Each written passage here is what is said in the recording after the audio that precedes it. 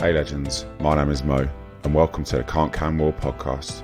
I'm a Royal Marine who is dedicated to optimising human performance and want to bring you exposure to the fantastic people supporting the same aim.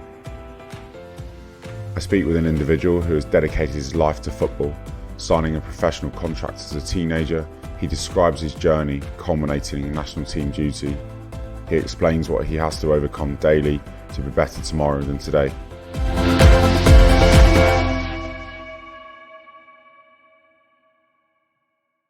Episode 18, Cyrus Christie. How's things, man? How you doing? Yeah, not too bad. Just getting by. Off season, so I've got a little break, so I need to get back training. So when did the season finish for you? When did it finish? I think it was about 3 weeks ago now. Is 2.5, 3 weeks, something like that. Yeah. So I'm just doing a bit of rehab at the minute. I had a bit of an injury through the whole season. So what were you carrying? I tore the fibers off the bone in my groin in like an adductor. It was just like coming from something else, and then I just played the whole season with it, and it just obviously didn't really get much time to rest. So Cortisol injection? Too major. No injection. It sounds worse than it is. It's not that bad. It's just an annoying one because of the position it's in. You can't really obviously fully rest it. So yeah, you just kind of got to just be careful, but it's not too bad. It's getting better. Now I've had a bit of rest. It's slowly recovering. When's pre-season start for you then? Pre-season is 26th June. Back in on the 26th, so a couple more weeks. So it's not too bad. So we'll be in for testing like 1 or 2 days before, and then fully kick off. So what is pre-season like though? Off-season like though? Did you get a time off, or are you supposed to be doing maintenance? Are there any naughty boys that when they come back for testing are probably out of shape more than they should be? Or what's the routine there?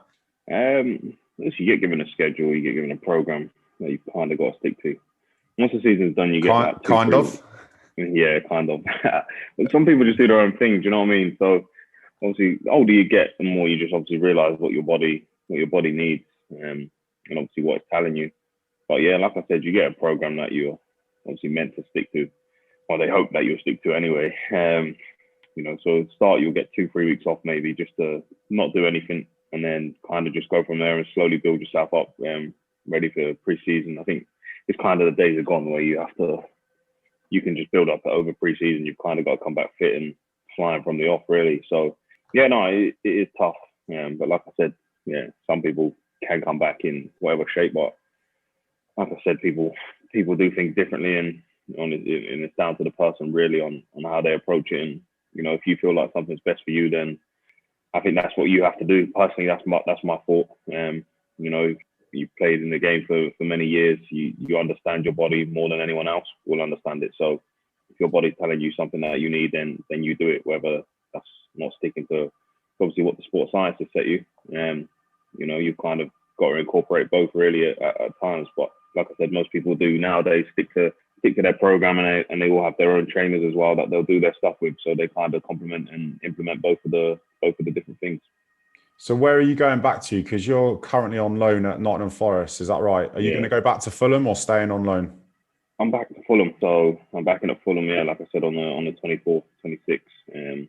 So yeah, I'm back to there and see what happens. Obviously, I'm contracted to Fulham, and everyone's on their breaks now and on their holidays. So there's not much dialogue or much communication that goes on in that off season, and not much gets done, as you always see when in football. Everything's always last minute. So yeah, I'm back to Fulham.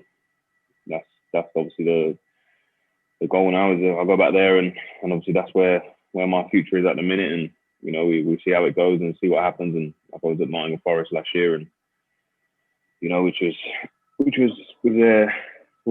very different for me. Obviously going from Fulham to there, and obviously after you get promoted, you want to go in and obviously play in the Premier League, but it just didn't happen. I went on loan to Nottingham Forest and played every game, which was a fantastic experience for such a big club. Mate, I want to come back to that point there because I think it's a really interesting dynamic that you spoke about. Because I'm fascinated in terms of people's like mindsets and their ability to move forward after what would have been a setback, really, like for you. Yeah. I want to come back to that in a bit because I've got a bit of an order. I've got OCD about how I want to do. No worries, Is that all right? Yeah, Where's the training ground for Fulham? Yeah, training ground for Fulham's in Surrey.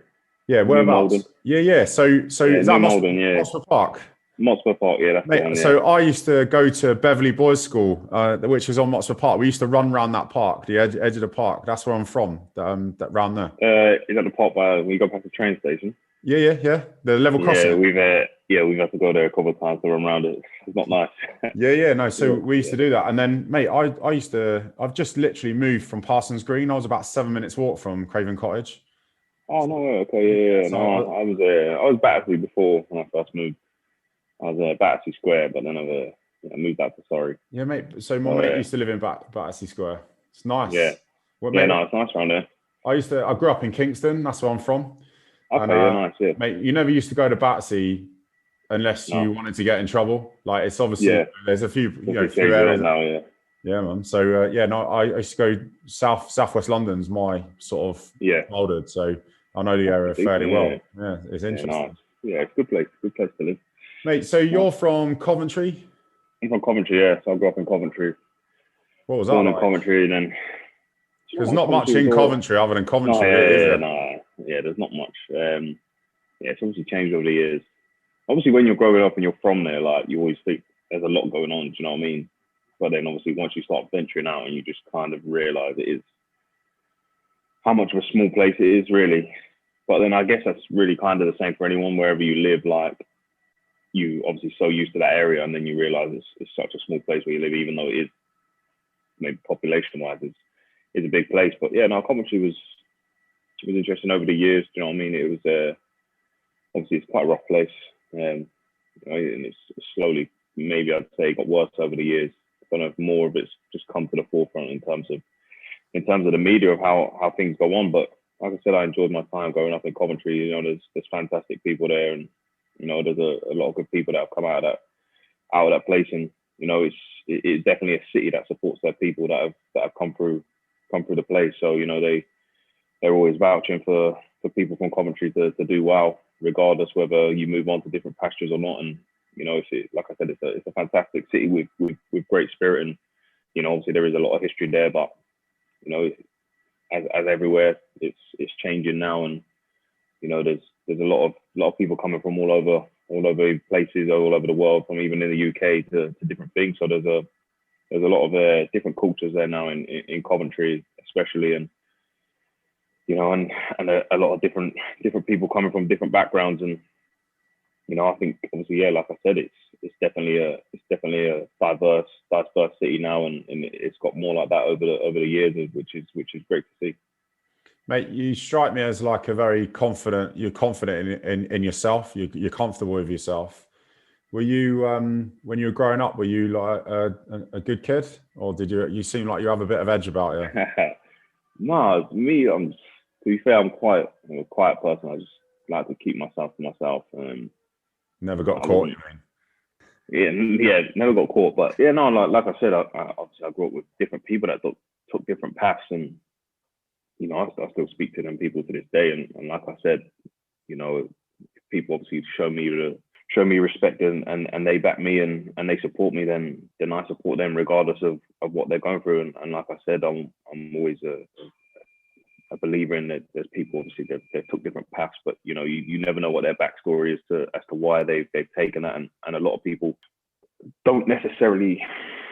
They always obviously have an option, but their options are very limited in that sense, and they can obviously only see that one option in the way that they have to go. And thankfully for me, like I said, I had good people around me. I was surrounded by good people, and regardless of what they were doing, they knew what I wanted to do and what my future perceivably held at that time. Obviously now, when I look back on it, but they obviously knew the direction I wanted to go, and they saw my talent and ability that I could make it. And like I said, when one of you make it from them kind of areas, you all kind of make it, and people support you to the hill. And And for me, like I said, I was a quiet person growing up, and I kept myself to myself, but I always had confidence in myself to achieve something. And I think if you speak to people that are around me and people that I grew up with, I think my mental strength was always massive for me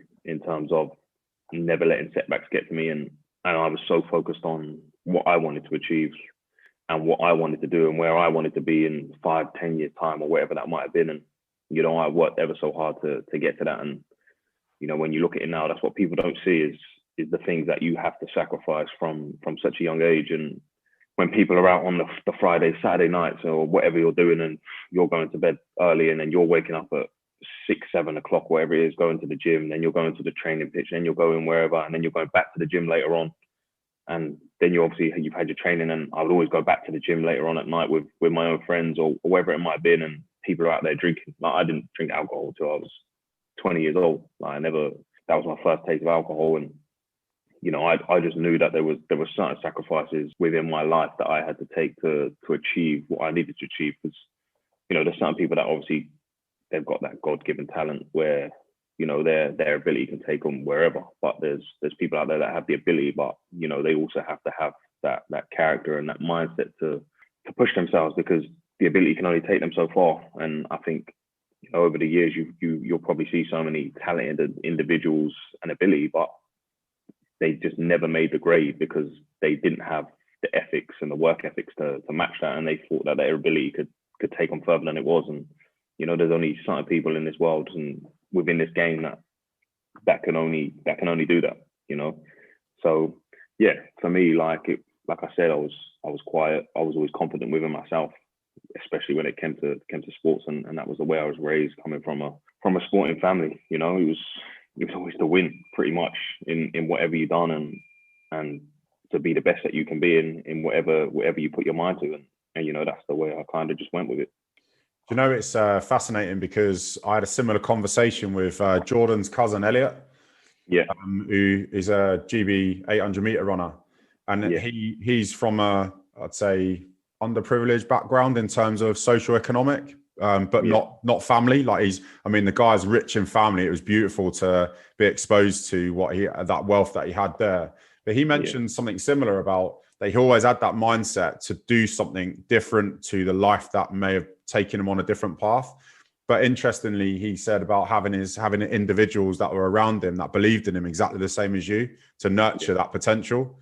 Who specifically within your sort of childhood could you think of that you can sort of attribute that support to help you with your potential?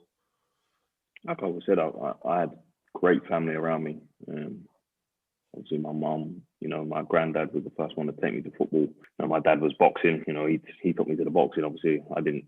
Obviously, my mum and dad were separated. So, I lived with my mum.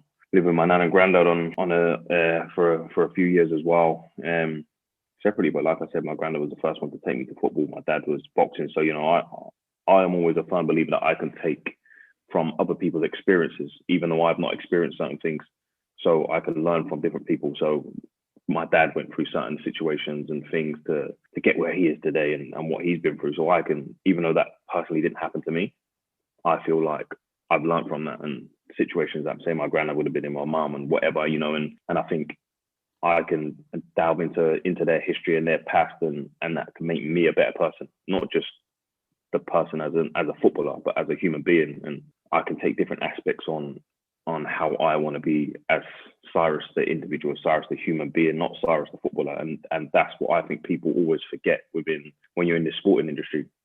They just see you as this, not a moneymaker or whatever how you want to perceive it, but you're just an item to people. Really, they don't see you as a human, and I think they don't see you as what goes on off the field. Not many people are interested in that side of footballers and what they've been through, or even people in any kind of sport or in the famous world, however you want to see it. And like I said, I've always had good friends around me. The same friends that I pretty much grew up with now, I still have around me. And they've always been by my side. They've always come to games. They've always supported me. And so for me, like I said, brother, sister, nan, granddad, aunties, uncles, whoever it might have been, cousins. I've got a massive family, and like I said, all of them are always watching out for me, always looking out for me, and always have my best interest. And I think my mum and granddad for years and years and years didn't miss a game till obviously they started getting a bit older. Obviously my granddad's obviously old. He was there home and away every game. Do you know what I mean? Whether it was all the way down to Bournemouth or whether it was to Newcastle, wherever it would have been, they were there, and that's great to see when you're going to games. And I know obviously you've got thousands of fans there, but to see your family and friends there come to support you, it means a lot, and it gives you that added extra motivation, especially as well if your mates are coming. Do you know what I mean? They might banter you off if you have a bad game and pull you up. So yeah, like I said, I always think it definitely does start from the people that you surround yourself with, and you've got to make sure they're the right people for you, and like I said, they have your best interests at heart. And I think that was definitely massive for me. So granddad took you to football. What age was that? 5. Something it was just the park or whatever you want to call it, opposite where they live. And there was a team training, and I was just messing around with my granddad, and then they obviously put me over there, and they were age group above. And I was like, I can obviously just join in. At the time, didn't have any football boots. I was just in some grubby trainers. They tried to obviously stick me in goal, but even though I've never played in the football team, I just thought I knew obviously it's bad, but I knew I was better than them at the time. Do you know what I mean? And in that sense, and then I eventually managed to get out of goal and show them what I'm capable of. And I always remember there was obviously you had they were like the stars of the team at that point. And I remember them trying to banter me and obviously try and hammer me about obviously my trainers and stuff, because I didn't have any boots, couldn't afford boots at that time. And so yeah, I remember that stuck out vividly. But that used to kind of drive me on. Like that stuff used to, what, I'm gonna show you wrong. I'm gonna prove you right. Do you know what I mean? And them kind of little moments, I just think always shape you throughout your time. And even if that had a negative effect, the type of person I am, I always think that I can learn from it. And that's what people don't understand. Oh yeah, if something bad happens to you, blah blah blah, like maybe you might crumble a bit, but you're going to bounce back at some point, whether that's a month, week, 2 days, 3 days, 4 days, a year later. Do you know what I mean? At some point, if you carry on and you stick to your principles, I'm a firm believer that it will happen. And it's not necessarily going to happen right at that moment that you want it to, but it will happen when it's meant to happen. And like I said, thankfully I am where I am today, and it's time. And at this age, I'm not going to change the way I am really for anyone.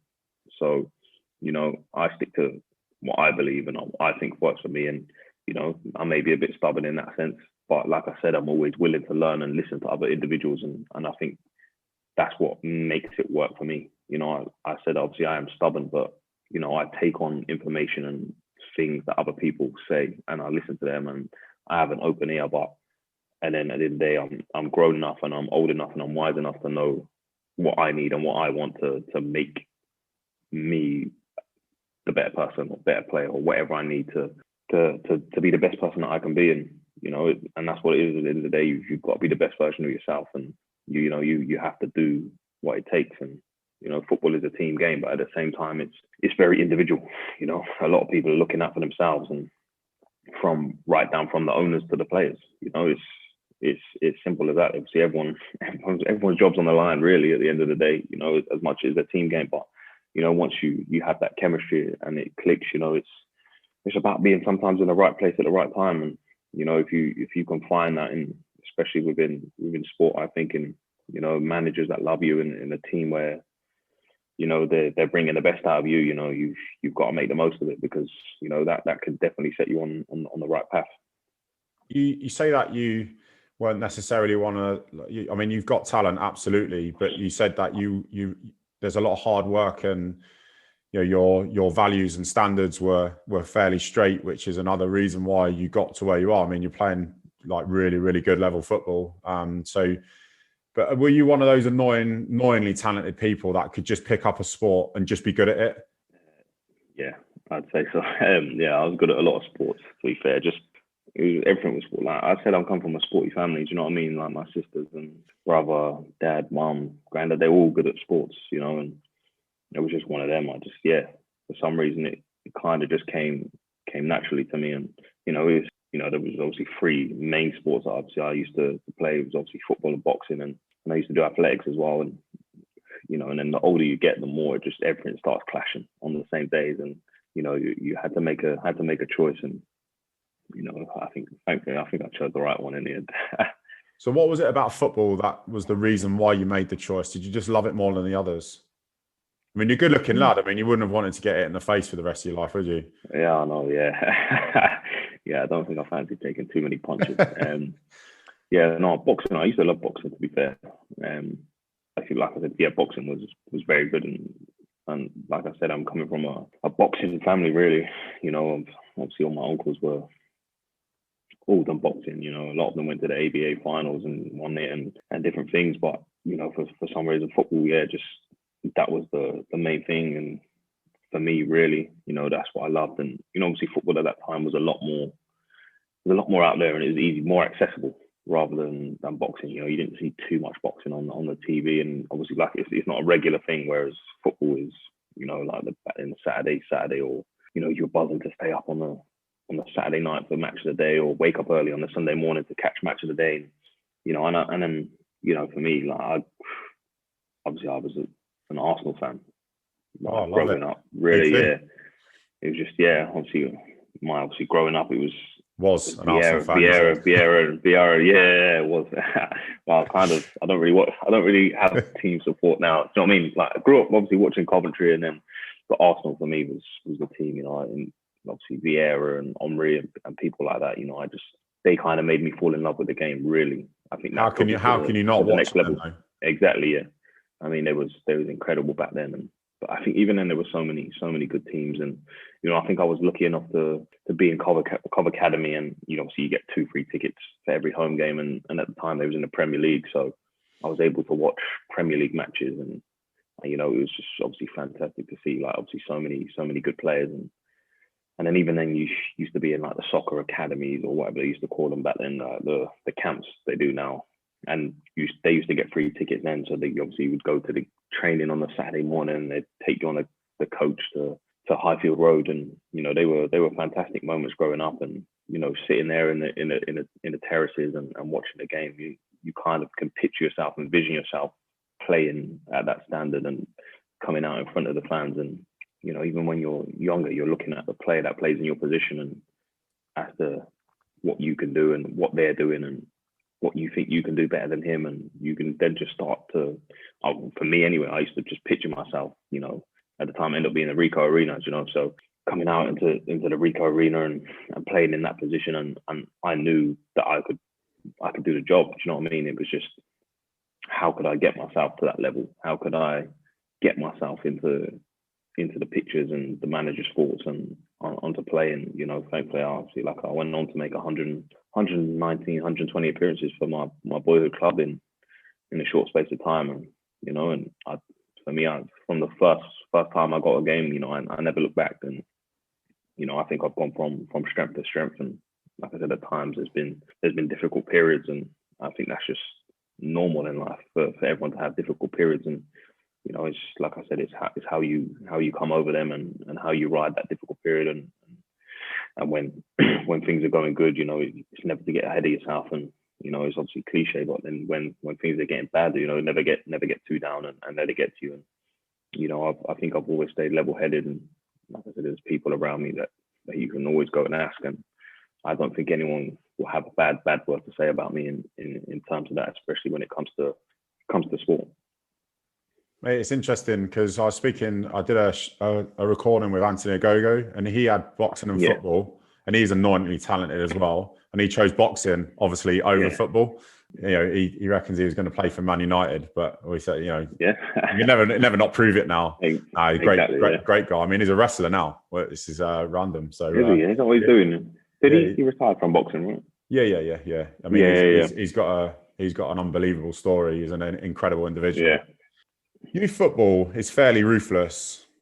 The attrition rate, the retain and release at 16 on professional contracts, the likelihood is you'll be released. That's the probability when it comes to academy football.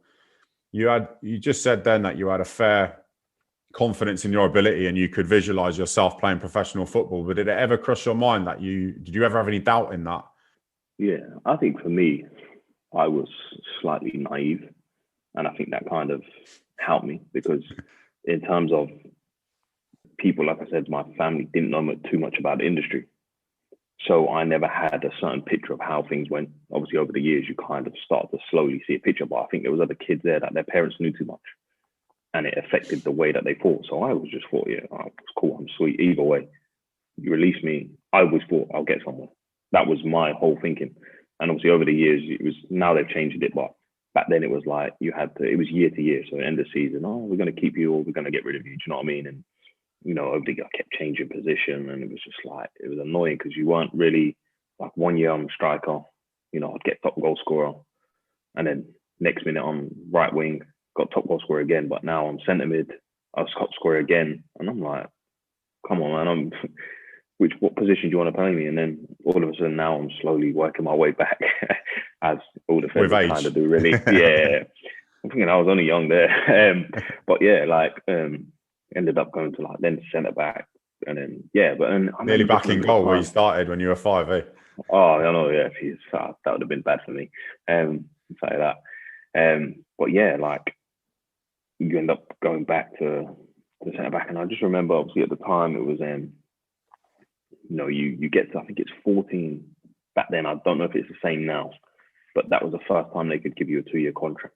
And I remember boys halfway through the season were signing the 2-year contracts. And I'm thinking, well, where's mine kind of thing? Because I'm thinking, well, I know that I'm playing better than them. I know that I'm better than them. I'm proving it with the goals that I'm scoring and blah, blah, blah. But, I was just thinking, well, maybe they're just going to do it at the end of the season. Then I ended up signing the 2-year. And then you get to, I don't know, I managed to, and I was just thought to myself, at that time I did get a bit upset, and then I was like, how come why aren't they picking me? But like I said, I was still a bit naive, but at the same time, it means so much to you that you want it and you're thinking, why is everyone else and you really obviously shouldn't be thinking that way, but, and then it kind of obviously then flips on its head, do you know what I mean? And then when we got to the 15, I ended up signing my scholarship before anyone else, and then I ended up going on to make my debut before anyone else. And the people that signed them 2-year contracts, I don't even know if any of them actually still play. Maybe one of them plays in the semi-professionally, and it's obviously crazy. Like I said, you just never know. That moment in time, if I didn't get that 2-year contract at that time, if I got the 2-year contract at the time, it might have been a different outcome. So, like I said, I'm a firm believer. It all happens for a reason. And, like I said, I never look back on them moments. I didn't take it for granted. I knew the position that I'm in, and I knew how I grew up. Like I said, it was just underprivileged. And I think that's what kind of drove me on. And I always think now that a lot of these, if you look at a lot of people now within the sporting industry and people that made it, they're coming from maybe the underprivileged background. So they might have that more hunger than people that grow up privileged. And that's not knocking people that are privileged, because, there is some that definitely still do have that determination, that hunger, because they kind of maybe have the parents that are obsessive and, are so used to winning that they kind of want to prove their parents right. And they want to, do you know what I mean? It's, and you have the parents that might just think, well, we've gave you everything, blah, blah, blah, it's crazy. And like I said, everyone has a story. I would firmly used to be in the camp. Oh yeah, people that grew up posh and bricked up, they've got no hunger, but they do. You meet people along the way, and then you dive into their story, and like I said, everyone has their backgrounds and everyone has their reasons as to why they do things. And I think that's what as people, as human beings, we're too quick to dismiss people for what we see at the forefront. We never actually see truly what's going on behind the smoke screen, say, for example, or what's going on or what's happened previously in the last month or weeks or previous years, and so, yeah, I definitely just think the way you were raised and definitely shapes the human being and your career, definitely. It's a really interesting topic because I've got a friend who's one of the academy coaches at Arsenal.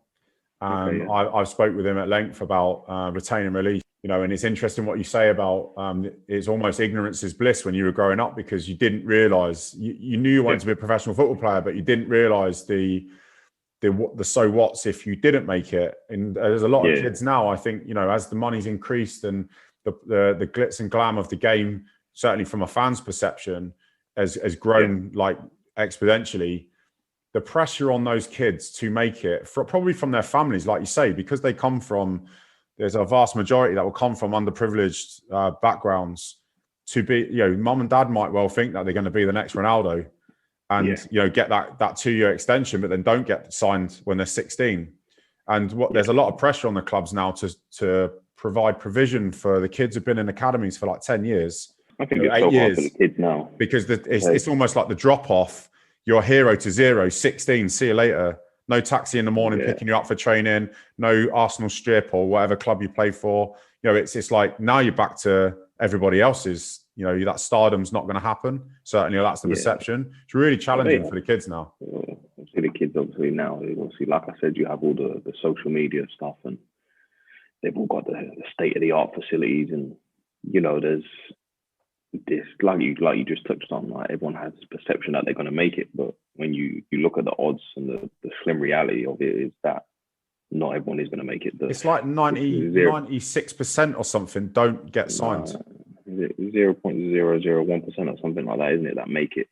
But because then after that, the percentage that do get signed, that will stay within football in the next 5 years of their professional career, it ends up being like 0.01% or something ridiculous. They just stop playing football. They're just not involved in it at all. Yeah, because they all know so much about the game in the industry now, because it's so obviously glorified in the public. Whereas obviously back then you didn't, obviously, like I said, we didn't know too much about it. You'd have the odd people that know someone that had already been through it and maybe had points from that. But now everywhere you turn, you know everything. You've got the insights into what the academies, what they're doing day in, day out. They've got it on their iPads. They've got it on their phones. They're able to watch back their sessions and whatever. And I think at times it's quite a bit of an information overload especially for young kids. And I've been there. I've seen my little cousins in the academies, and like I think when I was watching it, they probably had more ability than the others, but because they were, like I said, it ties back to the kids that were more selfish were the ones getting the thing because they could run through everyone, whereas they were actually playing good football, but they were playing more as a team game. And it's the fact is that then it becomes hard for them kids, because then they're now seeing so much attention pinpointed to one or two players, and automatically managers and coaches are kind of all want to be the one that brought that player through. Do you know what I mean? They're the one. When it comes 10 years down, I picked him up. I knew he was going to be a star. But did you? Do you know what I mean? There's not many kids where you go, if you've seen a Messi or Ronaldo, like how many of them come around every now and then? And it's always, obviously, as soon as someone does well, that's when people come out of the woodworks.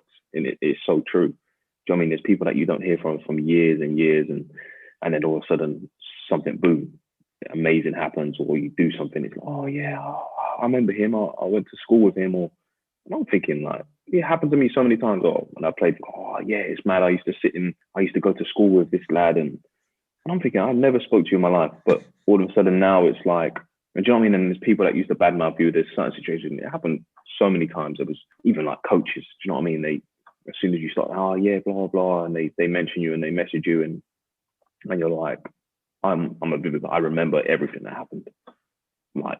And like I said, I touched on it earlier. Like that stuff motivates me. But I always remember when someone done me wrong or someone done me dirty. Do you know what I mean? It sticks in the back of my head, and I always remember it. And then, like I said, when it all of a sudden you start doing well, everyone all of a sudden changed their story. But I'm thinking, I remember 5 years ago you were saying this about me and blah blah. But when you maybe at your lowest point, like where were you? Do you know what I mean? I wasn't hearing from you. But then as soon as I'm at the highest point, now everyone wants to come out and play, and they want to be there, not leech, like kind of leech off you, and they've all got something to say. But and that's, for me, like I learned it quick. Like when you're, say, maybe at your lowest point in your career, when things aren't going right or going bad, that's when I recognize who had my back and who didn't. And I'll always forever be grateful to them people, and I'm maybe very generous towards people and kind, but I'm generous and kind towards them people that have always been there for me. Do you know what I mean? Through good times and the bad times, and over the course of the years in your life and different situations, you really realize who is actually riding for you. And like I said, I've kind of been lucky in that sense that I haven't had too many people like that have obviously had bad intentions for me. And like I said, maybe I'm a bit blessed in that sense, but I feel like I put it out there in the universe as what I wanted, and I'm a big believer in that. And I think people don't understand how vital the brain is and how you perceive things to set up your attitude, even just towards the start of the day or wherever that might be. And like I said, I already touched on it. I was always picturing me playing on that pitch and what I can do and what I can achieve. And I think that played a massive role for me, definitely. Can you describe the time when you were told that you're going to sign your professional contract? Like, how did it happen? And can you remember how it felt? And what did you do? People always get onto me for this kind of stuff, because when someone gives me a gift or they do something, that doesn't really bother me. I don't get too excited. So it was kind of the same when I signed a pro. Like, I went in there. Sorry, I'm laughing, because I'm like that as well. Oh man, I'm like, okay, cool, yeah. I think people are more excited to give me the gift than I'm to receive it sometimes, and they always hammer me about it. But it was the same when I got the pro. Obviously, I kind of, do you know what I mean? I was 99% certain I was going to get one, because I made my debut at 17 that year. I went on loan to 2 teams. One didn't go very well. The other one went amazing, and then I got recalled. So I was kind of like, yeah, you know what? Maybe it's going to happen. So when I went in there, I was kind of already thinking I've got one, and I was one of the last one to go in. And it's mad because obviously you're all sitting down in the hallway. So do they do that with the whole squad, like the squad? Yeah. You all sit out. So like today's the retain and release day. Yeah. So everyone obviously. Some lads come out crying, and a couple lads. Some lads come out crying. Yeah. So I just remember you're sitting at the lodge. Are you in alphabetical order? It wasn't even alphabetical order, I don't think. It was just, they were, I don't know if they were just calling people up by random, but I was one of the last ones, and I remember lads going up and they come down the stairs, but there was a door to the right. So obviously one of the coaches would grab them and pull them out if obviously it gone wild or gone bad, to see what the decision was. And obviously you're seeing lads coming down crying or whatever. Like full on X Factor. Yeah, and I'm just like, this is mad. Like, I'm just thinking, like, when's mine coming up? And then obviously, I went up, and then I think it was 80 Boothroyd at the time. I think it was 80 Boothroyd gave me my debut, and then 80 Boothroyd. Yeah, I'm sure it was 80 Boothroyd. Yeah, it was 80 Boothroyd, and then he's in there with the academy manager, and like I said, I was really kind of confident that I was going to get one, and then obviously that's when once I got it, it was just like, yeah, cool. Mum and Dad, and they said, oh, how did it go? And I'm like, yeah, I got one. Like, they're more excited than me, and I'm just like, but in my mind it was like, okay, now what do we do next? What was the next thing? And I'm telling you, I didn't go on holiday that year. Like, everyone went away. They went to Malia, they went to Thingy. I did not go. Me, Jacob, a lad that I grew up with, he was in the same academy team. 3 of us went to the gym. We was in the gym every day, 6, 7 o'clock in the morning, and then we go back again later on. Then we'd be at I can't even name the park. What was the name of the park? We'd go to Alan Higgs. We'd go wherever we could to play football, and and then I knew that I came back, and then I'd go on my own to the common where it all started. I used to go there. I used to do all my running. I'd go there and I'd buy my court, I'd buy the balls and I'd buy the cones, and I'd set up whatever I needed to do the running, I'd do my football stuff, whatever it was. And and then that pre-season, I'm not first choice right back. I'm coming back at 18. Obviously made my debut, and it was just like, okay, cool. You're kind of in the tension, like, yeah, I know that I can break into the first team, but at that time the reality is that you probably might send you on loan to go out. But the way Coventry was set up there with the financial situation, and a lot of players left. It was more that they were relying on the youth team. And I come back and I won the yo-yo test, whatever they call it nowadays. I come back fit, and then first game pre-season, I was the only one. I played 90 minutes.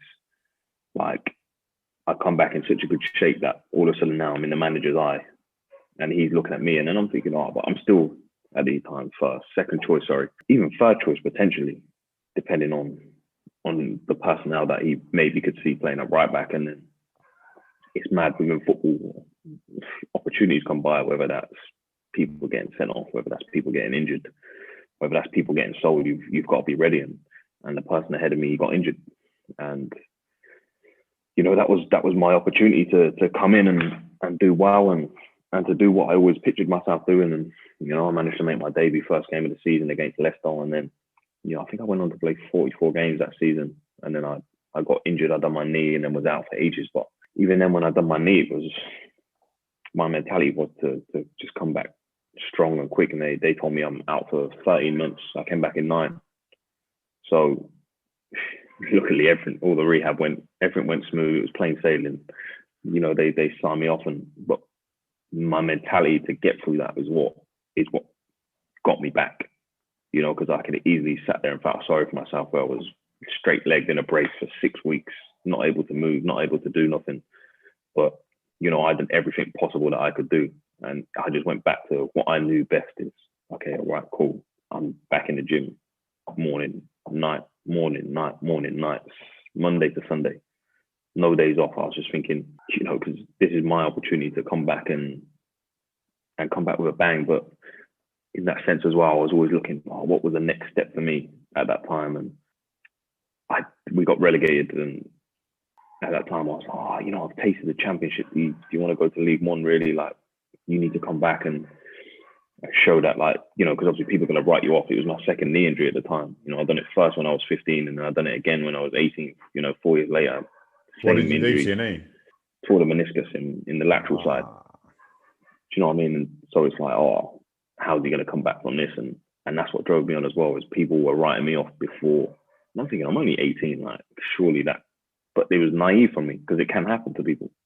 People don't come back from injuries. They don't come back the same player. But, like I said, I looked after myself well, and I put myself in a position to say, well, I knew that my body wouldn't let me down. And I think that's what I've done over the years. If you look at my injury records, I haven't had many injuries, touch wood, I've never tore a muscle. Do you know what I mean? The only injury that I had is my knee injury, really. I had one ankle injury, which kept me out for 2 months. But even then, I came back quicker, because my whole process was to come back quicker. And I'd done everything possible for me to be able to come back quicker. So when I come back, my body wouldn't let me down. And I think that's what, for me, has been, over the years, the biggest thing that I've learned is my best investment has been me investing in myself. So you're going to be at the football club, and I have my own physios, my trainers, and I think, you're spending money, but in my head, I know I'm spending maybe a lot of money on these things, but the returns are amazing for me. You're going to pay your dividends for that.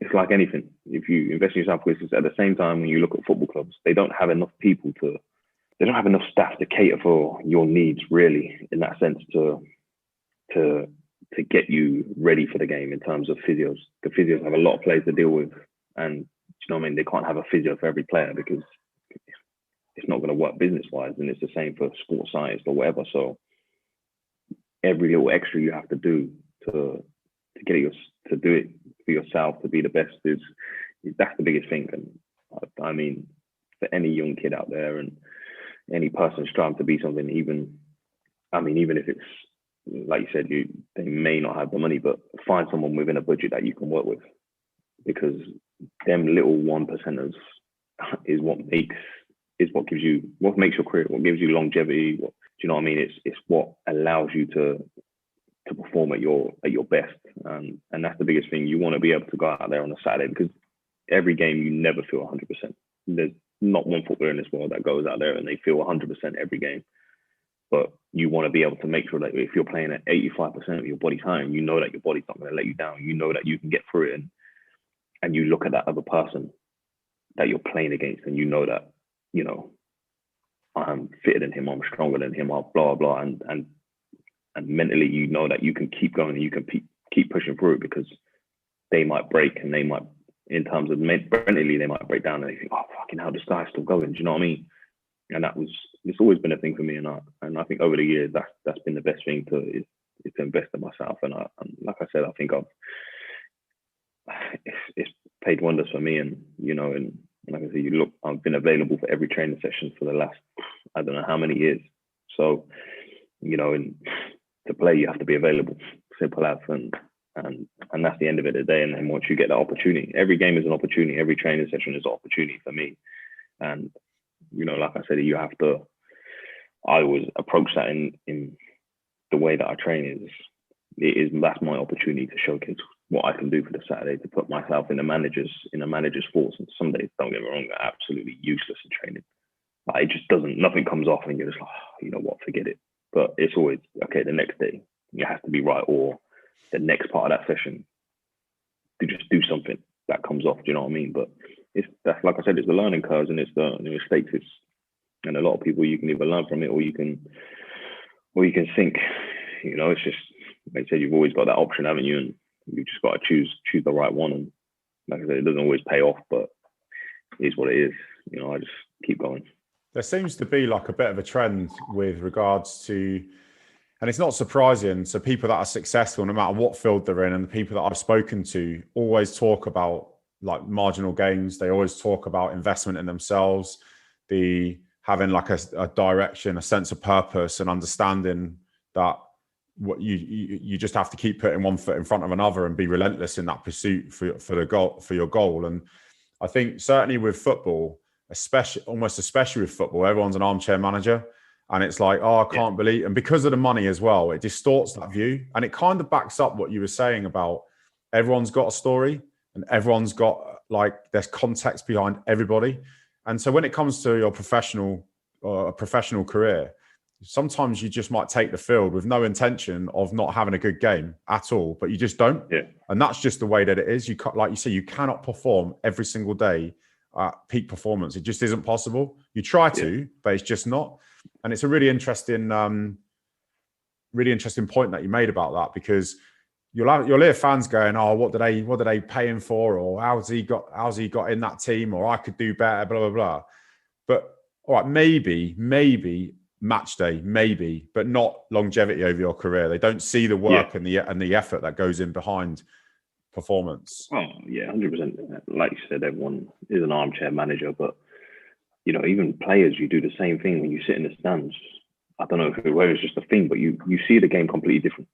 And don't get me wrong, it's like, but when you're on there, it is so much quicker, so much faster than what you're seeing from the stand. It looks like there's so much space, but believe me, there's not, because you're in this era now where pretty much everyone on that pitch is an athlete. So believe me, when a gap looks big, it's not big because they can cover that ground within a matter of seconds. Like it, and yeah, it's crazy. Like, and you don't go out into the game bad intentions to play bad, but it just happens for some reason. And sometimes when you're in that little funk and you're in that place where you can't get out of it, it's just no matter what you try and do, and then you try harder, and you try harder, and it just doesn't work, and you're just like, you know what, you're looking at. Because the fans are quite supportive of that as well, aren't they? If you're having a bad game, they obviously help you become better. Not, do you know what I mean? It's like they almost compound the issues. Yeah, and then they jump on you about, oh, you're this, you're that, and it's like, all right, I understand everyone's got an opinion, and this is always the thing. Like, if you respond back to a fan, they're like, oh yeah, why are you saying something back to a fan? And it's like, oh, blah blah, we're entitled to our opinion, and blah blah. Okay, yeah, cool, that's your opinion. But what you're saying is like, oh, fuck off, Christie, you're this, you're that. All right, okay, that's what you think, that's an opinion or whatever. But where's the constructivism in that? Like, what have you actually told me that's gonna help me there? It's not like, oh, okay, cool. I can respect people that go, oh, you know what, Cyrus, today, I thought your crossing was rubbish. I thought you could have done better. And I'm going, fair play. Because I know, like, you're a player. You know what you've done wrong. You're you know what you've done right. You're a professional. Yeah, I don't need a fan to tell me what I've done wrong.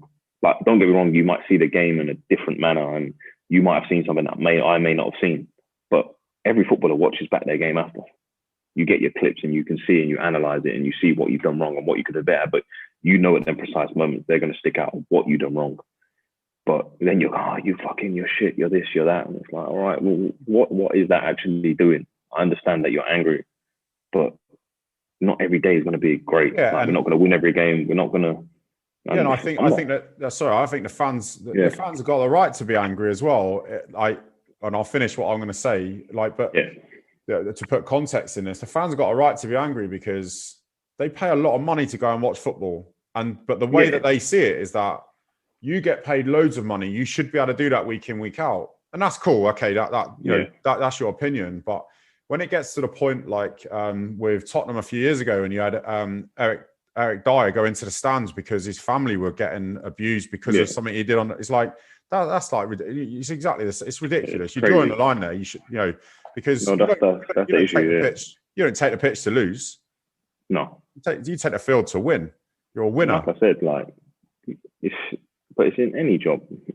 Do they perform every day in their job? No. Do you know what I mean? They go in some days and it just doesn't feel right for them. They might wake up and we're the same. We're human beings. Some days you wake up, you feel amazing. Oh yeah, this game's gonna go well. Sometimes you then just have a gut feeling. Oh, today's gonna be a bit bad. But then you try and get out of it, and it's like, okay, cool. And then like over the time, the hour comes closer to kickoff, that feeling starts to go. But then sometimes you're just like, there's days where your body just physically, mentally, you're just drained and exhausted, and it just doesn't work for you. And then when it does start going bad, and fans jump on your back, and it's just like, do you know what I mean? It does weigh down on you sometimes. You want to go out there and you want to impress. That's what you're there for. At the end of the day, we're entertainers. Like, we're there we all want to win. And every footballer is a winner. They want to be a winner. And everyone's bad losers and sore losers. So you understand where they're coming from. But like I said, it's the way sometimes people approach you. It has to be different, because it doesn't, like I said, there's certain people that can take it and there's certain people that can't accept it. But for me, like, I can take it or whatever, but there's certain things that I can't accept in the way that you say it, because there's no way that you're going to talk to me face to face like that. And fair enough if you do. So are we talking online? I mean, it's topical at the moment, isn't it? So we're talking online stuff. But then, like, it's that whole thing, isn't it? Oh, they're in a crowd, so they think, oh, I can say what I want. I'm in a crowd. I'm hiding. Everyone's a brave man when there's 100 of you. Do you know what I'm saying? But but why do you feel the need to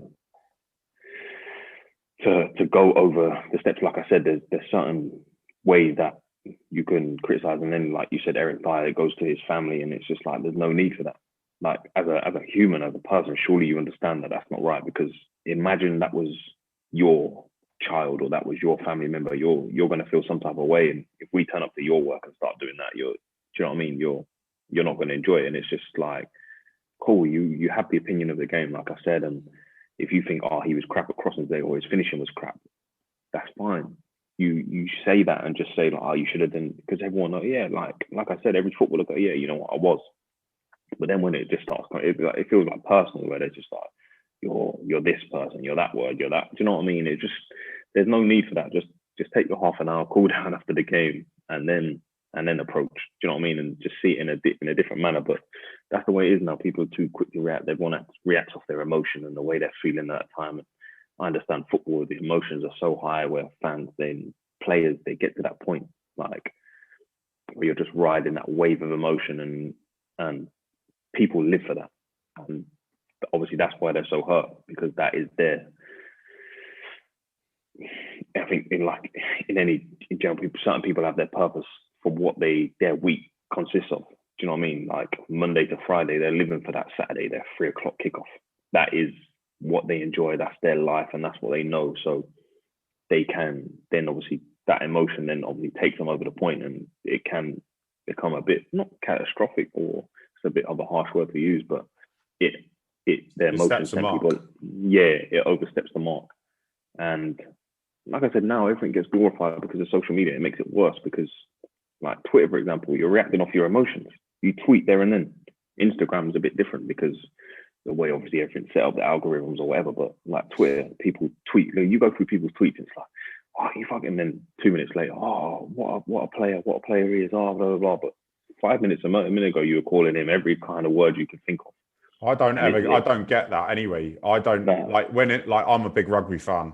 When England lost the final to South Africa, I never felt the need to get on Twitter straight away. Like, my first thought was, like, I was annoyed, not because of the team, just annoyed that we'd lost. Yeah. I never went, oh, I need to get on Twitter to abuse some people. That was never like my, and I cannot, I'd love to genuinely speak with someone that has done that, because I'd want to know why it happens, because I can't understand it. I don't get it. I genuinely don't get it. When they get pulled up on it, it's like, oh, why are you responding? But it's just like, oh, we should be allowed to respond. And you should be allowed to come back at them, because you're big enough to give it. So when it comes back at you and people come back, then don't try and, like, they obviously then try and come away from it. And then, you know, there's been times where I've had people, they're like, when certain stuff has happened within football, and then they've been outed, they've been caught, and they're going, oh, I'm going through things. Okay, cool. But at the end of the day, you're going through things. So if you're going through things, or why are you having a need to then go and do the same, to maybe that potential impact could have the same impact on someone else? So I'm like, all right, well, I understand that, but don't bring it to other people. Like, that's your issue that you're dealing with. So don't then try and use that as your escape card, because if you was going through something and your troubles, believe me, I've seen people go through it. They don't turn on other people and go, oh, start hammering every person, because that's what I mean. It's just crazy like that. But that's the easy cop out for people now is, but like I said, it's hard, because you don't know actually what they're going through. They might be telling the truth, but I think when it comes to certain things, is these people that when they get pulled up on it, it's the easy excuses for, yeah, like, you know, when I have too much drink, it's like, I'm going through stuff, so I'm drinking loads of alcohol, and you know, then I'm expressing feelings towards you, like, on the pitch, and it's like, you know what you're doing, like. But it's just, now you would have carried on doing it if you didn't get caught.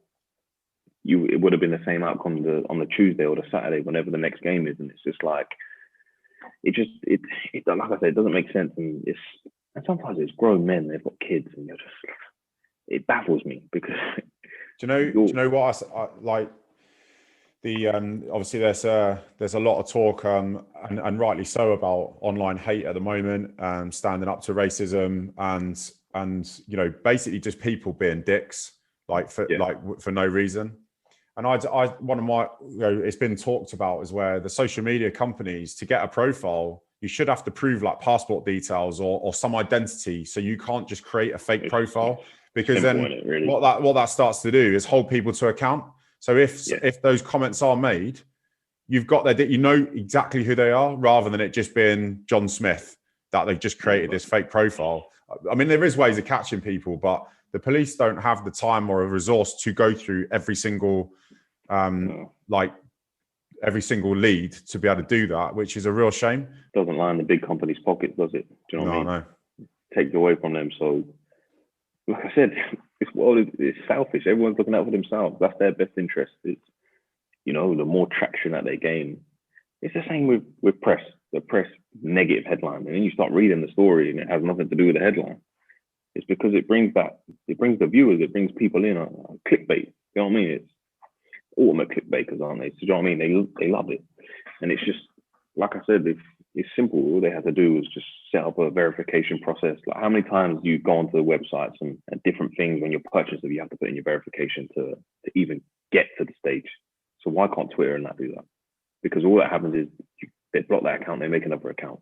In a matter of seconds, they go make an email address, and it's just the same cycle. I mean, I don't know how much time they have on their hands to be able to do that. But mate, £1 deposit to set up a Twitter account, and when you finish it, you'll get your £1 back. Do you know what I mean? You have to put your bank details in. You know, there's better ways, and I just think, to be honest, but even you look at players the other week when they said about the European Super League. Like, how much did the social media, all the big companies, they come out and they all had their voices, but then when it comes to the discrimination and racial stuff and diversity and whatever it is, you know, they're very silent for a long amount of time, because it can have a negative impact on them. But when the Super League, all of a sudden it started affecting their pockets, and potentially it's going to affect them now, their voices, and like I touched on it before, when everyone was, all of a sudden, when stuff happened at the start, when people were taking a knee over the George Floyd stuff, you've got all these people now coming out about, the racial and blah, blah, blah. Like, but it was all for their social media hype. You know, where are these people now? A year, 6 months, wherever it might be down the line. You don't hear their voices. They put it up because that was the trend at that point. Oh, yeah, Black Lives Matter, BLM, George Floyd, we stand, but you don't stand because when it happens, like I said, when it happens to certain people, where were you then? You're not touching on this subject every day, every week, or wherever. It's like, oh, well, that's the trend. Everyone's putting up well, I don't even know what the thing was at that point, the George Floyd thing. And it's a bit of a joke that a subject like that becomes a social media trend, like a TikTok dance would do. It's ridiculous. Exactly. It is so ridiculous. It's not even funny. On that subject, where should it be going? Like, because, you know, people have tried, like, you know, you have companies, football clubs saying we're going to stop online hate. We're going to boycott social media, which I think is a load of shite, to be honest. Yeah, like, exactly. That's not going to do anything. Nothing. Yeah, because the next week they're back on social media again. You know, it's a good sort of offer gesture. And I've done a lot of work with mental health in the Royal Marines, and people talk about mental health, and it's like, we're raising awareness, and I'm like, that's cool, and what? So it's like saying that me and you are standing in the street, and I go, "Si, you know that house is on fire," and you go, "Oh yeah, it is, isn't it?" And I'm going to go, "Yeah, do you know those people inside are going to die?" And you're like stood there with your arms crossed, going, "Yeah, no, you're right, aren't they? I wonder where the fire brigade is," waiting for the fire brigade to turn up. Yeah. And then some more people come. We're going, "Oh, what's going on? There's a fire in that house." So we're raising awareness about this fire, and people are going to die, but no one does anything about it because they're waiting for someone else to do something about it. Fire brigade turn up, people die, and go, "See, I told you it's going to happen." It's the same thing. Raising awareness to me is good, but it's useless. It's no effect to it. When it happens, when you've seen people that have committed suicide, and all of a sudden now there's people, "Oh, look at this. Oh, I wish I responded to their text," or, do you know what I mean? And there's all of a sudden, but then previous weeks when there was then people where they were basically, it was a cry for help. Do you know what I'm saying? Like, you obviously, when you look back on it, you could see the cry for help. But if you were so close to that person, I believe that you would have maybe, well, you not picked up on it. Not necessarily. I don't believe that they always pick up on the signs, but there was a lot of people there that had to be, "Oh yeah, when they passed away, everyone, we're blah blah. They were so kind, they were so this," but you know, there was so many articles previous weeks to that where they were hammering them people. But then that, when it came to them passing away, all of a sudden now they're feeling bad. They know that, but then they're trying to cover up that. But it's like, keep that same energy you had a few weeks ago. If that's what you stand by, that's what you stand by. And it's just the amount of times it happens, it's crazy. So people need to start thinking before. That's what I'm saying. They need to start thinking before they say stuff and what they do, because you don't actually know what is going on in people's lives, and especially now with the whole lockdown and stuff. And you see, like, I think so many people are suffering because you're limited to what you can do, and especially over the course of the winter lockdown. Like last time, it was amazing. Do you know what I mean? It was fresh. The sun was out. Everyone was loving life. Do you know what I mean? You could go and do whatever. But then there's people that they wouldn't go out. Do you know what I mean? And you could see why they had no company. They couldn't see people because, like, I think certain people get to maybe a certain age, and like I said, people live for certain reasons. That's what they picture in their minds. So what is the next thing that they're living for? Whether that's you're living for your weekend. A lot of people do that. Do you know what I mean? They're Monday to Friday, they're living for their weekend, or some people live for that. Oh, I'm going to meet up with certain people and speak and, you know, go for a walk, whatever it was. And when that stuff gets taken away from you, do you know what I mean? It was definitely tough for them, and I think it's definitely drove that mental health aspect, and that's why I think people need to, like I said, they need to be careful with what they say and how they're approaching it. And don't get me wrong, the world is full of opinions, and that's what makes the world go round, and everyone's going to have their opinion, and that's what makes football in general so great, because everyone has different opinions and different views. But like we said, when you're overstepping that mark is when you never know where that could just push someone over the edge, and it's crazy. Like, you've mentioned that people have overstepped the mark with you. How do you deal with that? How do you move, because you have to have some like rhino skin to be able to not let comments affect you, because it's just like, as in, I say you, but anybody does. How do you, if that sort of stuff has been directed at you, how do you move on from it or deal with it? Like when I was younger, I used to just react. Do you know what I mean? I'd just be a bit hot-headed and angry, and, do you know what I mean? I wanted to fight everyone. And like I said, the way we came up, we had to fight for everything. Do you know what I mean? It was no, and that was a kind of mentality that you just went with. But now it's just like, I'm just at a point where I'm just like, it's what it is. Like, you've called that's your opinion. I'm not even go with the flow, but it doesn't affect me. Like, I'm just like, cool. My process is, okay, if I seen him or seen that person on the street, would they say it? No, they wouldn't say it to your face. So they're just hiding online. But it's mad weird, like in this world now, like it's so easy to pick up on the negative aspects of things. It's so much easier than picking up the positive. I swear to God, there could be 10 positive messages and you've got 4 negative ones, but the 4 ones way down on you. Negativity sells, doesn't it? It's the thing for people. It's so much easier to be negative towards someone than positive. And I always just think it's like people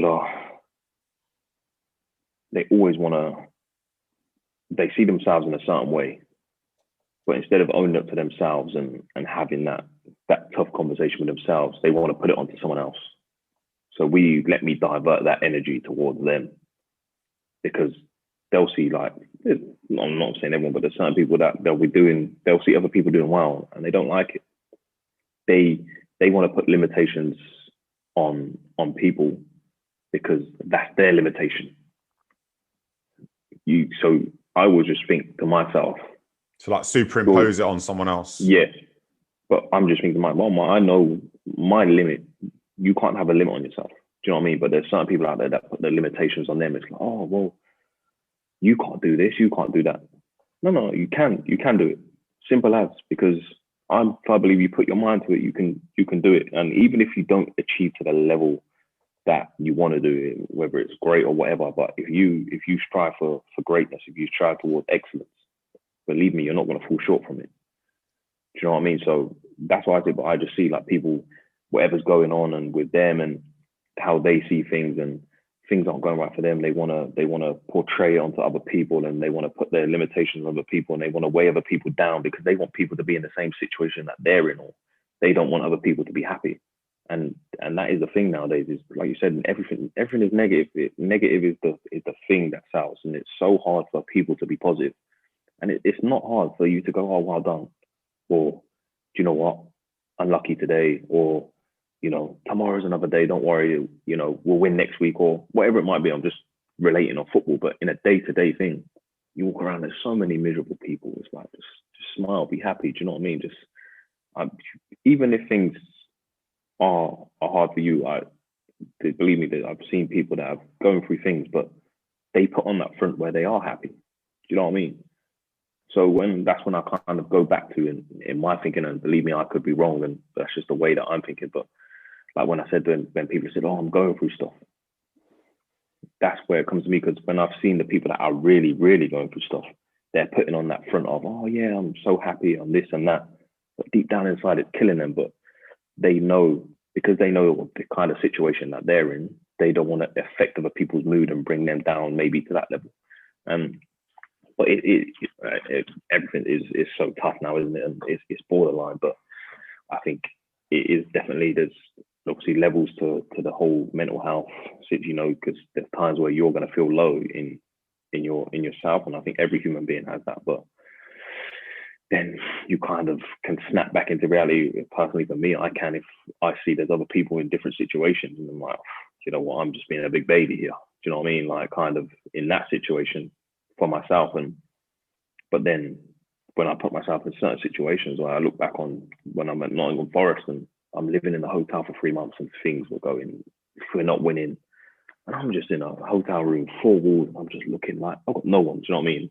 Like, it's locked down, family are down south, London, and blah blah. And I'm just like, I don't want to talk to no one. Like, I've got my missus ringing my phone. I'm like, I'm ignoring her calls, mum messaging, and even like they're messaging and it's annoying me. I'm like, do you know what I mean? Like, that's age as well, mate. That's age as well. And I'm just like, I'm just thinking to myself, like, just give me a day. Just give me a day. Like, I don't need people. No, you can't say that though. You can't text and say, I'll speak to you tomorrow, I just need some space, because you'll be like, what's the matter? Yeah. And all of a sudden it gets worse. Oh yeah. And it just carries on going on. What are you doing? Is everything all right? You're like, yeah, no, it's cool. I'll just let me sleep. Like, I'm just thinking, all right, you know what, it's gone. And I'm down, but I'm just looking. I'm got to the point where I'm like, I'm not even Netflix. I'm just like iPad shut, not even watching Netflix. I'm just sitting on my bed, just looking at the walls. Like, I'm just thinking to myself, why? Like, why is this happening? Like, why are we losing? Or why are we not? Like, why am I not playing well? And it's just like,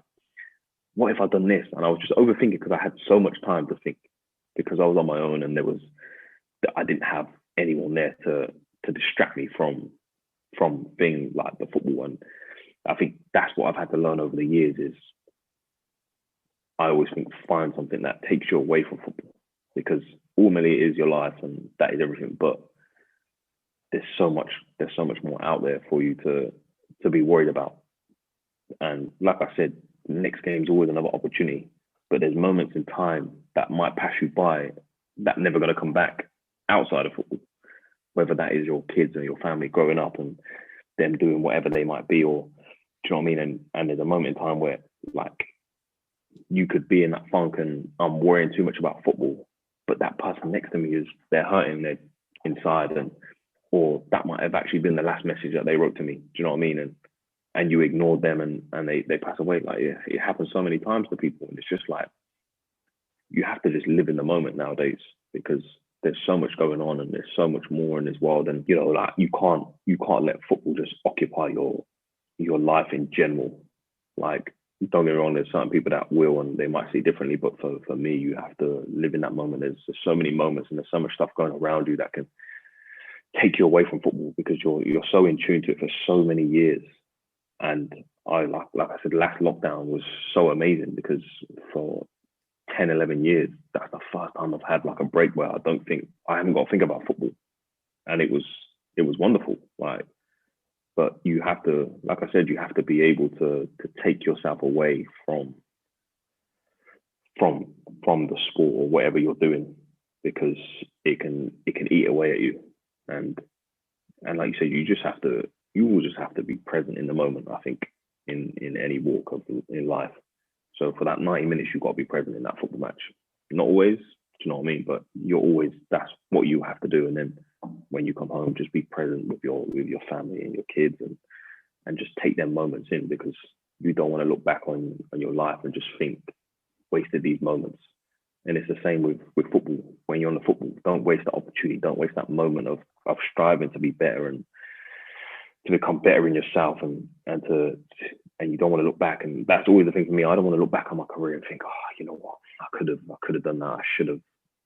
I don't want that weighing down on me. Do you know what I mean? When you retire, you just want to retire and be happy and just live your life and not have a life of regrets. But I think that's the problem with too many people. You get to the point where you live a life of regret. And I've seen it so many times with people within your family or with your friends where there's one pivotal moment in your life that could have changed the course of your life. And they chose the wrong thing.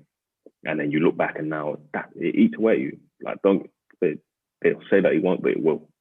100% I believe it does because that moment in time when you might be getting on with stuff, but at some point there's a flashback when, for example, if you didn't make it as a footballer or you chose the wrong thing and you drive past kids on a Sunday afternoon or Sunday morning playing on the 5-a-side or 10-a-side, 11-a-side, whatever they might be doing, you're thinking, oh, what? Like, I wish I made the most of that opportunity. I wish I took that moment in, like, you know, because they're priceless moments. And that's 100%. What people need to understand is, and when you look back now, I look back on football and your career, they are the happiest moments of your life because you were free. Whereas now football, it's a business for you at the end of the day, it's your career. So you get to the point where you have to look at it that as much as you love it, there's also that aspect where you're in a business. So the owners obviously, I see it that way, the manager, blah, blah. Like I said, everyone's looking out for themselves. So you have to always be able to look out for yourself as well. And that's what always strikes me as well with when fans, and they say, oh, players don't have loyalty to clubs and blah, blah. But the same vice, they don't have loyalty to us in terms of not the fans, but the owners or the managers. There's not that much loyalty in that sense as well. So mate, we said we'd come back to it, and that it's you know right at the start, and it's actually come full circle, which is really nice. About you mentioned the word item, like you feel like you're an item, and like obviously the loyalty. Yeah, I think it's there is knowing the reality of football. and being a fan are two different lenses to look through the game at. And the fan will will be loyal to our club, you know, unless you're one of those glory hunters and you just support it. But they are loyal through and through. And I suppose, you know, if we take the situation where you sign for Fulham promote, dream of playing in the Premier League, and you're then loaned out to Nottingham Forest, it's a business. Ultimately, it's not, you know, and that must be really hard to take, because there's an opportunity there that you've worked all your life to get to. And now the business has said, nah, not today. We're going in a different direction.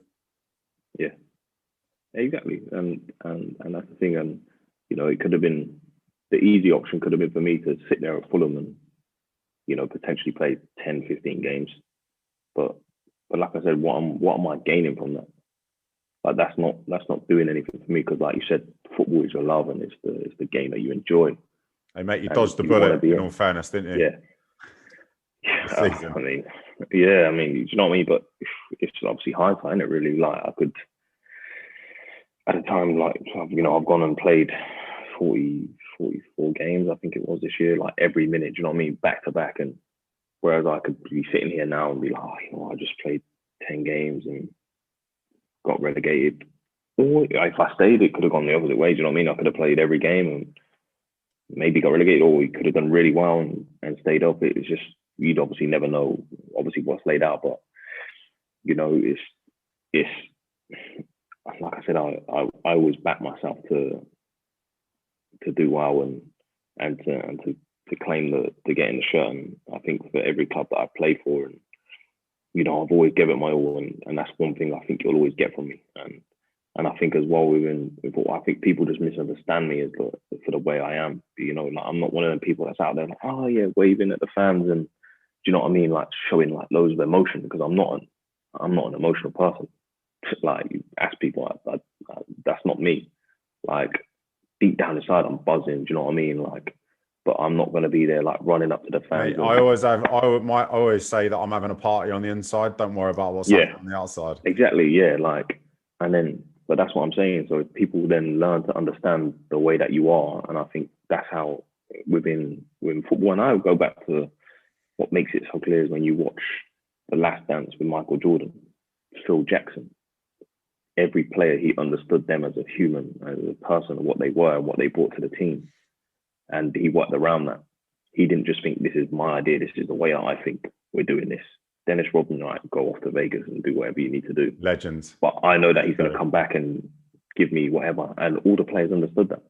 And I think that's so big within football. You look at, I think there's so many teams there now that are like that, where you're probably looking at players and you're probably thinking, okay, they're good players, but now they've hit different levels because the right managers come in, and it's about timing and being in the right place at the right time. Do you see that often? Do you? That literally a change of manager can change a player's performance? Yeah, it's a lot of football, but you, like you said, you from the outside, blah blah, but you don't know what that manager's doing from the inside, because you don't really know how the dynamics are at the thingy. But from my point of view, there's been times where when I've played your best football, and it's like that manager has full trust in you, and they are bringing out the best in you. And it's like, I remember Mark Robbins at Coventry, and I was playing, and I'd just come back from the knee injury, and he was just like, after I played 3-4 games, I was doing really well, and he was just like, you know what, give the ball to Cyrus, he's making things happen, blah blah blah. And I'm like feeling $1 million. I'm like, oh, okay, yeah, like, thank you. Like, he's saying this in front, and I was the youngest in the team at that point.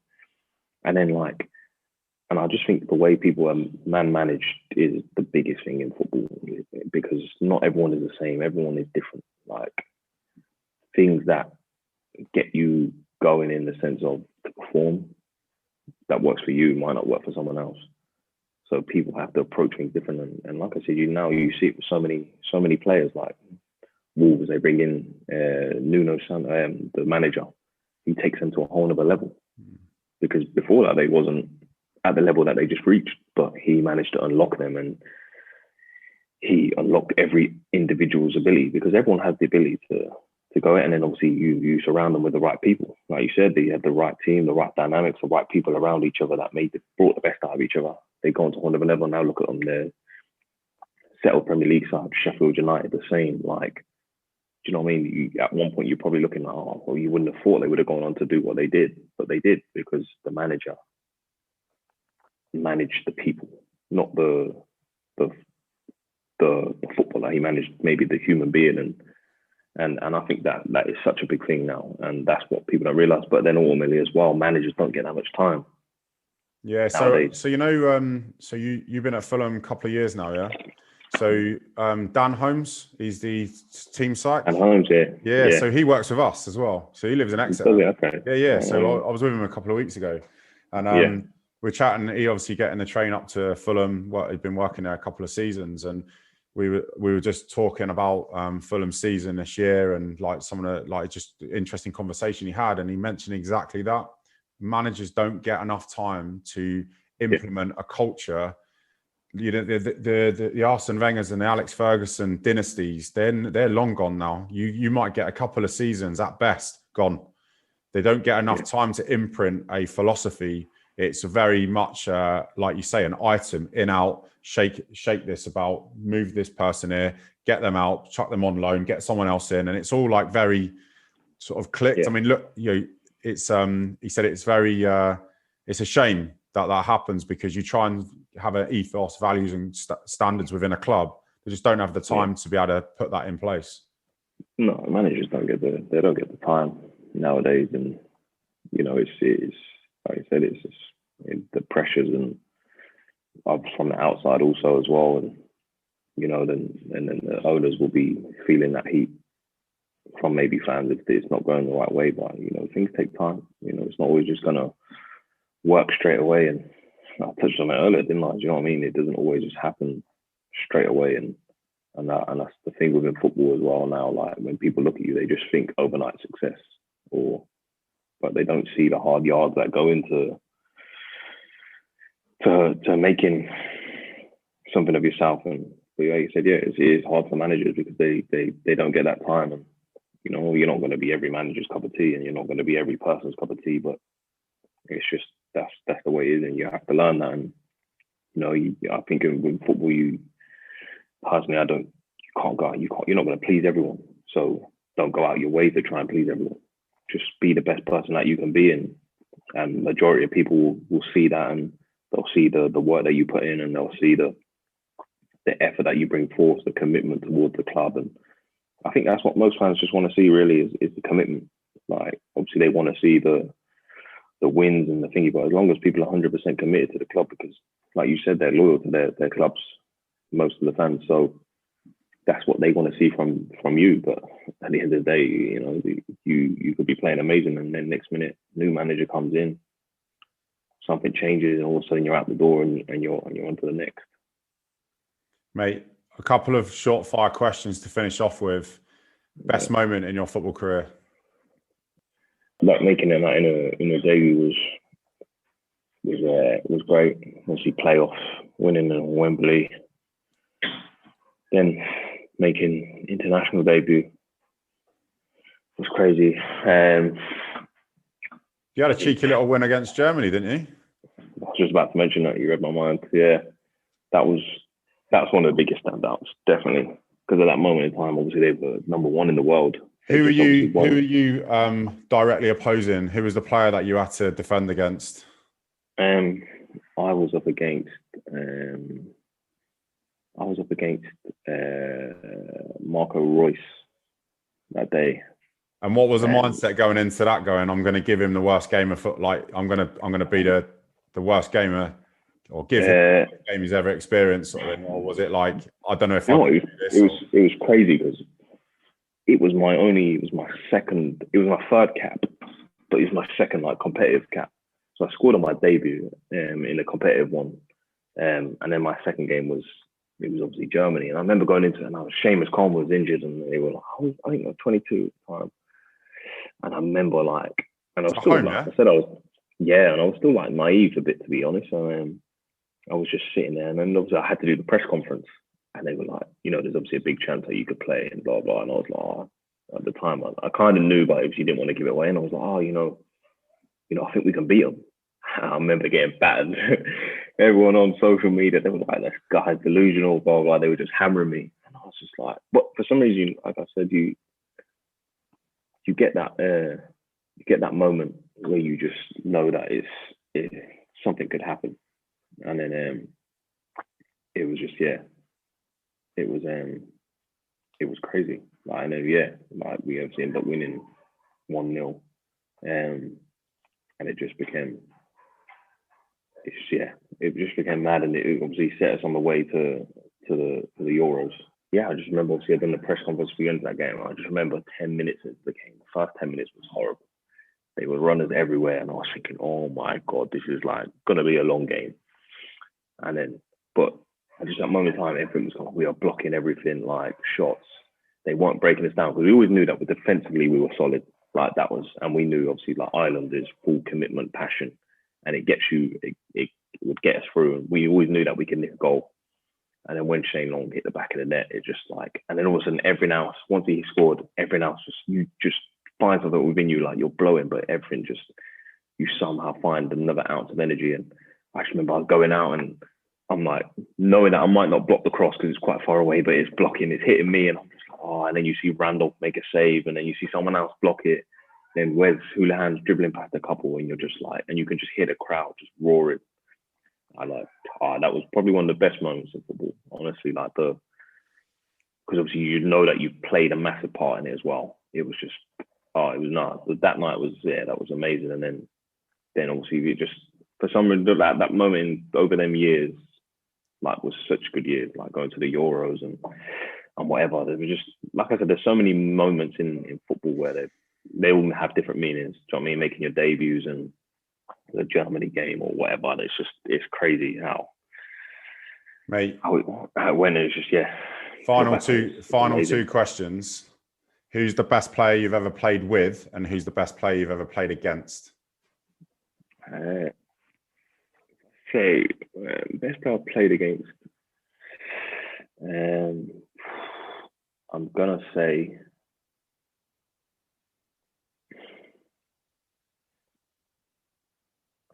best player I think I've played against would be Hazard, because he was so hard to get the ball off. He didn't really ever run you, but the way he just maneuvered his body, just like, just never get the ball away. You couldn't get it off him. Every time you touched him, foul, because he just managed to get his leg there. Or that was tough. Martial was tough when I played against him. That was a tough game because he was so direct and he was just so quick to go both ways. Like usually one player, they're better off going one way. Like he just somehow stayed at the same pace going both ways. It was incredible. He was good. Hazard, Man City boys, when you play against them, there's so many good players now. But Hazard in terms of at that time as well, it was just like he was obviously on fire that season. But you just couldn't get the ball off him. Like you get tight to him, he rolls you. You try and stand him up 1v1, he just bounces a 1-2 and gets away. It's just I'd say Hazard. Best player I played with. Funny enough, someone asked me this yesterday when I was playing golf, and he plays with him now. Wes Houlihan. Different. Just if you would have put him in a big team in the Prem, he would have shone. But just like that, for some reason, some people with their career, it just doesn't. I don't know why. But he had a fantastic. Still playing at 39. Do you know what I mean? He just got promoted with Cambridge. But he was another one you just can't get the ball off him. But then you see him in training, might just give the ball away loads of times, doing some mad stuff. But then all of a sudden, you give him the ball again, and then he dribbles past everyone. Just goal. Five-a-side, you may as well not play. You just give the ball to him and just let him do his thing. And I just think he's so underrated. He didn't get the plaudits and the credit that he deserves. And amazing player, an amazing guy as well. True professional as well. And I'd say Wes Houlihan, he's one of the best. So I think I played with some really good players, but obviously like Robbie Keane and people like that. Do you know what I mean? They've all had great careers, and people I played with Fulham, Derby, and Ireland. Fantastic players. Wes definitely all day. If you want someone in your team, it's him. And then, do you know what I mean? There's so many players. There's so many to name. Striker wise, do you know what I mean? Mitrovic and people like that. But And then when I look back at it, there's all one thing in common. They all have a great work ethic, as simple as matching their ability. So yeah, no, fantastic players. So I'd definitely go with Wes Hoolahan. Mate, 100%. Mate, it's been class talking to you. I've learned so much as well. And the one thing that always stands out when I speak to people like yourself is the dedication you have for what you're trying to achieve, and the relenting pursuit of achieving the goals that you set for yourself without the limitations and boundaries. And it's amazing, because it inspires me as well to continue to try and be like that. And that's what I know from the previous shows that I've recorded that it does with other people. So I thank you for your time, mate, and I wish you all the best for the season. No worries. Thank you for having me. No worries. Cheers, man. Thank you. I appreciate it. If you like what you hear, don't forget to subscribe to the podcast channel for updates on new releases. And why not leave a review on your podcast provider, and follow us on Instagram on the @Can'tCanWill page to show your support. Thanks, legends.